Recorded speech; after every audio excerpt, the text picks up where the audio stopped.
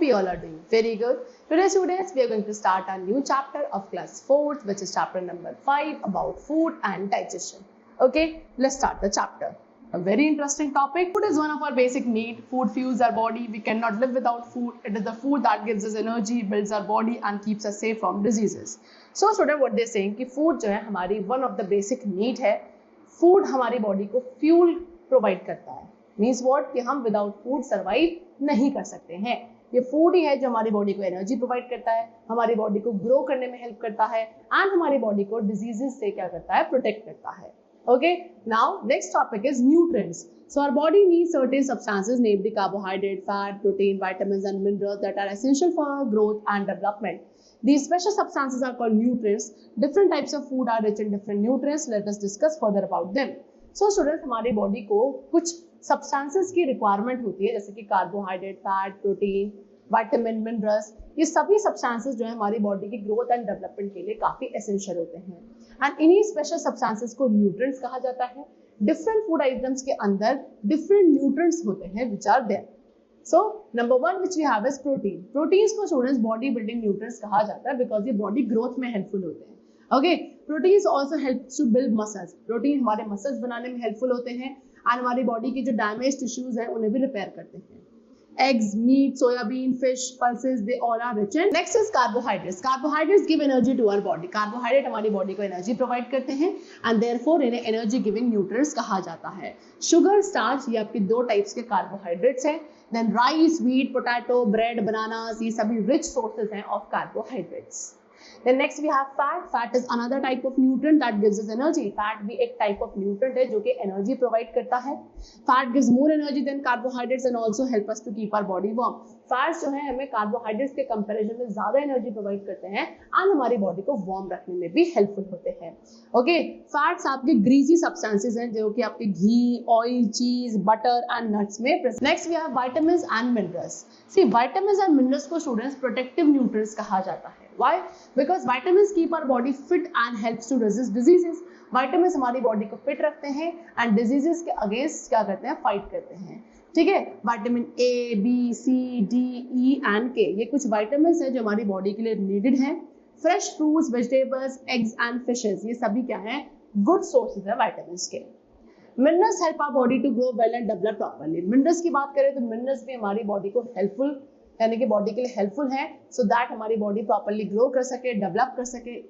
Iron, iodine and calcium, ये कुछ minerals हैं जो हमारी बॉडी के लिए रिक्वायर्ड हैं. मिल्क, ग्रीन वेजिटेबल्स, फ्रूट्स, ये रिच सोर्सेज हैं मिनरल्स के एंड हमें ये विटामिन्स एंड मिनरल्स जो है स्टूडेंट्स काफी ही स्मॉल क्वांटिटी में रिक्वायर्ड होते हैं. Next we have water and roughage. Along with the nutritious diet, water and roughage also play an essential role in our overall health. So students, क्या इन सभी न्यूट्रिशंस के अलावा क्या वाटर एंड रफेज भी काफी इंपॉर्टेंट रोल प्ले करता है हमारी ओवरऑल हेल्थ में. Okay, water help us to get rid of the wastage from our body and maintains body temperature. Water क्या करता है, बॉडी में से जो वेस्ट है उनको रिमूव करने में हेल्पफुल है एंड हमारे बॉडी टेम्परेचर को भी मेंटेन करता है. Water also help us to dissolve, digest and absorb the food. Water साथ में क्या करता है, फूड को डिसॉल्व, डाइजेस्ट एंड एब्जॉर्ब भी करता है and we should drink at least 8 to 10 glasses of water every day.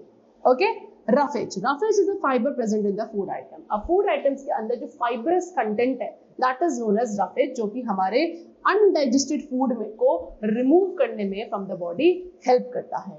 Okay, corn, cabbage, bean, whole grain food, these are the important sources of roughage in our food. These were the different types of nutrients along with water and roughage. Now next we come to balanced diet. So a diet that contains adequate amount of all the necessary nutrients required for healthy growth and activity is called balanced diet. A balanced diet differs from person to person. So students, एक ऐसी diet जिसके अंदर सभी necessary nutrients जो एक body की proper growth and development के लिए रिक्वायर्ड है वो एक एडिक्वेट अमाउंट में प्रेजेंट होंगे along with water and roughage, उस डाइट को बैलेंस डाइट कहा जाता है एंड ये balance diet person to person vary करती है. Next topic which we come to is digestive system. So if we do not eat anything for a long time, we start feeling hungry. If we do not eat, even then we begin to feel weak. So food gives us energy to work and play. What happens to the food we eat? So do we directly use it to get energy? So when we eat food, it is broken down into a simpler form and then only it can be used by our body. And the process of breaking down of food into simple, soluble substances is called digestion.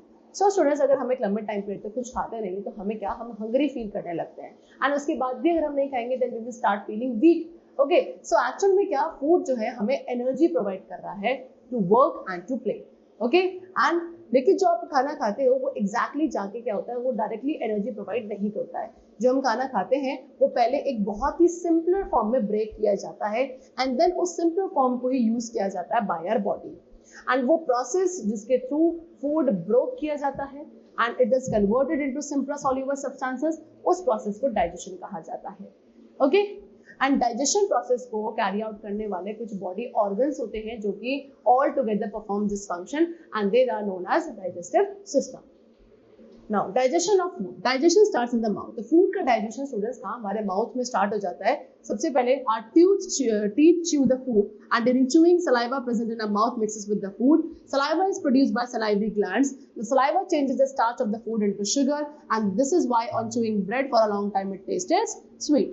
So student, what happens is कि digestion हमारे mouth में start हो जाता है। Mouth में सबसे पहले जो हमारे teeth होते हैं उस food को chew करते हैं। Okay, and chewing यानी कि जब आप खाने को chew कर रहे हो, चबा रहे हो, उस दौरान जो सलाइवा हमारे माउथ में प्रेजेंट होता है वो उस फूड के साथ मिक्स हो जाता है।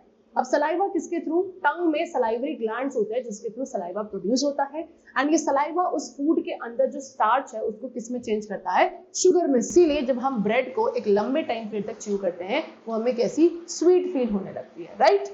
चलो, now from the mouth the food goes through the food pipe into the stomach. अब माउथ से फिर वो फूड जो है स्टमक तक जाता है फूड पाइप के थ्रू।